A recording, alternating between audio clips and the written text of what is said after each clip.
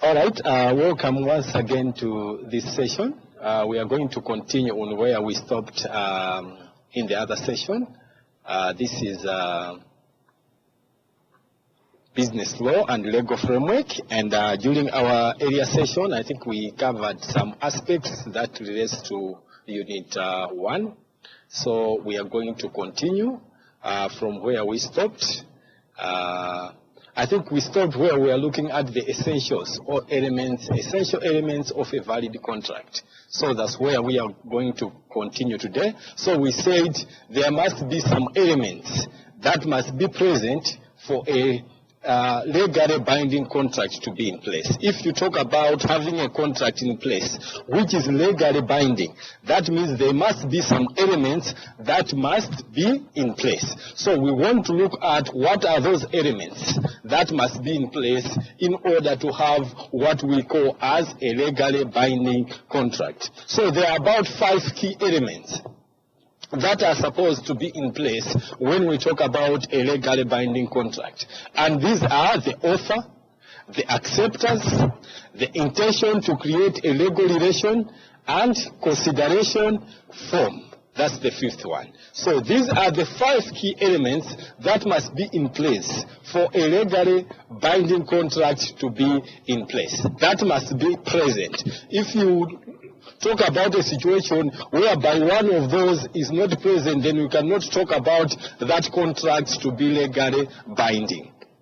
So now we are going to take some time to look at each one of those. If we talk about offer as an element that must be present for a legally binding contract, what do we mean? If we talk about acceptance, what do we mean? If we talk about intention to create legal relation or contractual intention, what do we mean? And if we talk about form as an element that must be present for a legally binding contract, what is it that we are talking about? So, an offer. When we talk about an offer, what is an offer? That will be our starting point, because we need to understand what an offer is. And basically, an offer is an expression by one person whom we can refer to as the offerer, that he is willing to contract with another, the offeree, on specified terms. That's what the offer is all about. So when you talk about an offer, it's more about an expression. You talk about an offer, it's more about an intention, whereby someone is willing to contract with another person who is the offeree, over specific terms that have been agreed. So that's what the offer is all about. And it is the form, if it forms the basis of a contract, then the offerer must intend that legal consequences shall result. So whatever the offer is being presented by the offerer, that means the offeree should also know that if they accept that offer, then everything that is there will have some legal consequences.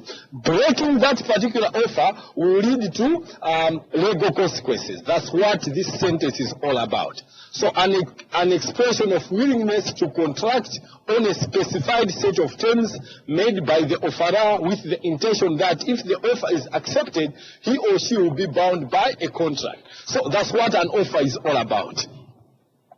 The offerer is presenting an offer to someone, and then we are looking at the expressing that willingness to enter into a contract with someone. And that contract, both of them will be bound by certain terms and certain conditions. So that's what an offer is all about. So remember, we are talking about what are the things or the elements that must be present for a legally binding contract to be in place. So for a legally binding contract to be in place, the first thing that needs to be placed is to have an offer.